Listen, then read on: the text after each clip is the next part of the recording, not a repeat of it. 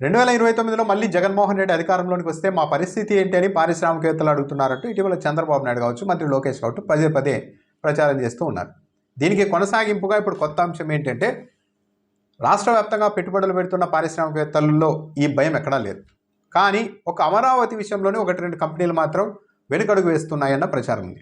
కొద్ది రోజుల క్రితం, ఇది తెలుగుదేశం పార్టీ మీడియానే ప్రచారం చేస్తుంది, మళ్ళీ మనం ప్రత్యేకంగా చెప్పేది కూడా కాదు. కొద్ది రోజుల క్రితం ఒక పెద్ద సంస్థ అమరావతి పనుల్లో టెండర్ల ప్రక్రియలో పాల్గొనే ముందు ముఖ్యమంత్రి చంద్రబాబు నాయుడు వద్ద 2029 వరకు ఓకే, ఆ తర్వాత పరిస్థితి ఏంటి, మాకు గ్యారెంటీ ఏంటి, గవర్నమెంట్ ఉంటుందని, గవర్నమెంట్ మారితే ఇబ్బందులు వస్తాయి కదా, గతంలోనూ అమరావతి విషయంలో ఇబ్బందులు ఎదురయ్యాయి కదా, కాబట్టి మేము 2029 వరకు సాధ్యమయ్యే పనుల వరకు మాత్రమే మేము పనిచేస్తాము అని అడిగారు చంద్రబాబు నాయుడిని. ఆయన నేరుగానే అడిగేశారు సదరు కంపెనీ వాళ్ళు అని చెప్పి ప్రచారం చేస్తున్నారు వాళ్ళ మీడియాలోనే. అయితే ఇక్కడ గమ్మత్తైన అంశం ఏంటంటే, ఇలాంటి వారందరూ ఒక ధీమా కోరుకుంటున్నారు, కేంద్ర ప్రభుత్వం నుంచి కూడా అష్యూరెన్స్ కోరుతూ ఉన్నారు. ఏమీ కాదు, మీ పెట్టుబడులకి అమరావతిలో మీరు చేసే పనులకి ఎప్పుడూ కూడా ఇబ్బంది ఉండదు అన్న ఒక హామీని, ధీమాను కేంద్ర ప్రభుత్వం నుంచి కూడా ఆశిస్తున్నారు అని చెప్తున్నారు. ఈ నేపథ్యంలోనే ఈరోజు కేంద్ర హోంమంత్రి అమిత్ షా ఏపీకి వస్తూ ఉన్నారు.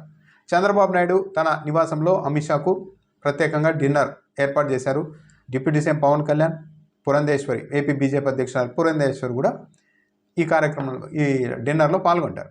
ఈ సందర్భంగానే అమరావతిలో పనులు చేసేందుకు ముందుకు వస్తున్న సంస్థలు వ్యక్తం చేస్తున్న భయాందోళనల్ని అమిత్ షా దృష్టికి తీసుకెళ్లి ఆయన ద్వారా కూడా ఈ పనులు చేసే వాళ్ళలో ఒక ధైర్యం నింపాలి అన్న ఆలోచనతో చంద్రబాబు నాయుడు ఉన్నారు అన్నది ఒక ప్రచారం. ఈ ప్రచారాన్ని కూడా తెలుగుదేశం పార్టీకి అనుకూలమని వైసీపీ ఆరోపించే ప్రధాన టీవీ ఛానళ్ళే నిన్నటి నుండి చేస్తూ ఉన్నాయి. ఇక్కడ గమనించాల్సింది ఏంటి అంటే, ఎందుకు లాజిక్లు మర్చిపోతున్నారు, అసలు తెలుగుదేశం పార్టీ వచ్చే ఎన్నికల్లో అధికారంలోకి వచ్చే అవకాశమే లేదు అన్న పరిస్థితిని సొంతంగా చంద్రబాబు నాయుడు తన మనసులో ఎందుకు ఈ వాతావరణాన్ని సృష్టిస్తూ ఉన్నారు. వీళ్ళు చెప్తున్నారు, సరే చంద్రబాబు నాయుడు దగ్గర అయితే నేరుగా అడుగుతున్నారు, మళ్ళీ మీరు రాకపోతే పరిస్థితి ఏంటి అని. దానితో వాళ్ళలో ధీమా పెంచేందుకు అమిత్ షాతో హామీ ఇప్పించాలి అని ఆలోచన చేస్తున్నారని వాళ్ళే చెప్తున్నారు. ఇక్కడే అసలుమైన కీలక పాయింట్. అంటే పారిశ్రామికవేత్తల్లో వచ్చే ఎన్నికల్లో మళ్ళీ కేంద్రంలో బీజేపీ వస్తుంది అన్న ధీమా ఉండాలి. ఏపీలో మాత్రం చంద్రబాబు నాయుడు వచ్చే అవకాశం లేదు అన్న కంక్లూజన్కి వచ్చి ఉండవాలి.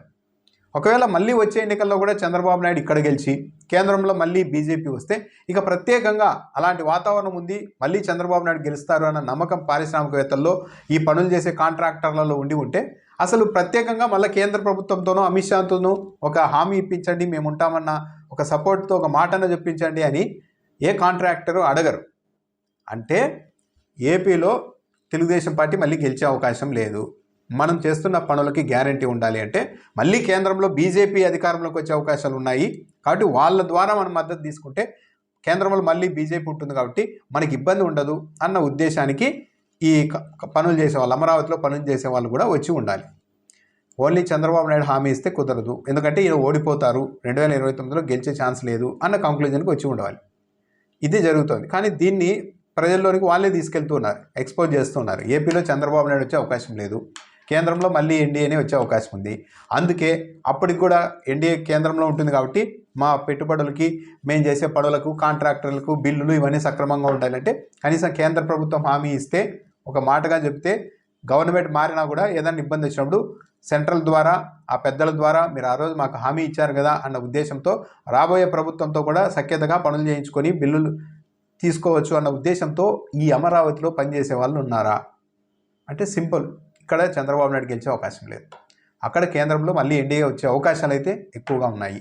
ఇది కాంట్రాక్టర్లలో ఉన్న అభిప్రాయం.